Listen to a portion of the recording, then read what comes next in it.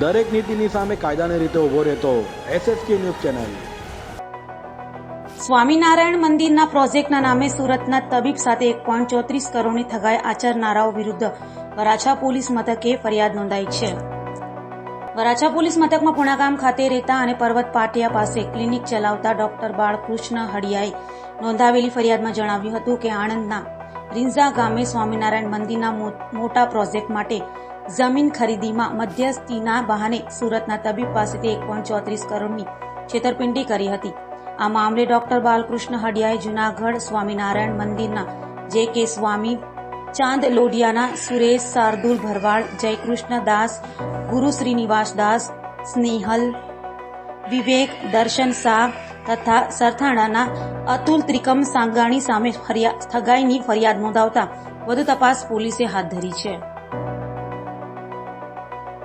ગઈકાલ રોજે મેં વરાછા પોલીસ સ્ટેશનમાં એક ગુનો દાખલ કરાવેલો છે। એક સ્વામિનારાયણ સંપ્રદાયની સાથે એક જમીનની છેતરપિંડી બાબતે, જેમાં JK સ્વામી, જૂનાગઢ મંદિરના મહંત સ્વામી, એના ખજાનચી સ્નેહલભાઈ, દલાલ છે સુરેશ તુલસીભાઈ ગોરી અને જમીન માલિક જે છે સુરેશભાઈ સાદુલભાઈ ભરવાડ, એમની વિરુદ્ધમાં મેં આજે એક ગુનો દાખલ કરાવ્યો છે, જેને અમારી સાથે ભોળવી અને સંપ્રદાયના નામ ઉપર પેલું કરી અને અમારી સાથે એક ચીટિંગ કરેલું છે કે અને બેંકમાં પણ ફ્રોડ કરીને બધું કરેલું છે, ગુનો આચરિત કરેલો છે। એ બાબત માટે મેં વરાછા પોલીસ સ્ટેશનમાં ફરિયાદ દાખલ કરાવી છે। કેટલાની આખી રકમ હતી અને ટોટલ રકમ મારી 1,72,00,000, ટોટલ રકમ કદાચ 1,71,00,000 કે 72,00,000 સમથિંગ જેવી છે। એમાંથી એ લોકોએ થોડાક રૂપિયા અમને આપેલા છે અને હાલની અંદર 1,34,00,000 રૂપિયા જેવી રકમનો અમે ગુનો દાખલ કરાવેલો છે। રૂપિયા માંગવાની ટ્રાય કરી છે?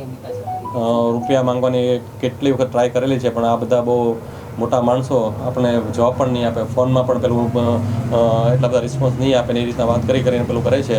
છેલ્લે જે અમારે ના છૂટકે પોલીસ સ્ટેશનના પગથિયા ચડી અને ગુનો દાખલ કરવાની ફરજ પડી છે મારે। અચ્છા, ખાલી તમને શું લાલચ આપી હતી આ જમીન ખરીદવા માટે? શોર્ટમાં લાલચ અમને એ લોકો એવી લાલચ આપેલી કે તમારે કશું કરવાનું નથી, સ્વામિનારાયણ સંપ્રદાયની જગ્યા લેવાની છે, જગ્યા પણ તૈયાર છે, લેવાવાળા પણ તૈયાર છે, તમારે મધ્યસ્થી રહી અને એક પ્રોફેશનલ તરીકે તમે છો તો તમારું નામ એ લોકો સાથે સારી રીતે કહી અને એના અનુયાયીને કહી શકે કે જેથી કરીને તમે પેલું કરો ને તમારે બીજું કશું કરો ને તમને સારી રીતે તમારી દલાલી આપી દઈશું અમે, કારણ કે 80-90 કરોડ રૂપિયા સુધીનો પ્રોજેક્ટ હતો, એટલે કે તમે સારી રીતે વ્યવસ્થિત અમે તમને પેલું ખુશ કરી દઈશું, આવી રીતે અમને લાલચ આપેલી હતી। આમાં અમારે કશું રોકાણ કરવાનું હતું નહીં। અને એ શું કીધું કેવો પ્રોજેક્ટ બનવાનો છે એ વાત કરી? હા, એમાં જે પોઈચા જે સ્વામિનારાયણ સંપ્રદાયનો આખો જે મંદિરનો જે પ્રોજેક્ટ છે ને એ ટાઈપનો આખો ને સાબરમતી રિવરફ્રન્ટની અંદર એને આખો પ્રોજેક્ટ કરવાનો હતો। એ રીતના આખો એનો 3D પિક્ચર સાથે અમને આખા બધા પ્લાન બતાવેલા હતા બધી વસ્તુના। દરેક નીતિની સામે કાયદાની રીતે ઊભો રહેતો SSK ન્યૂઝ ચેનલ।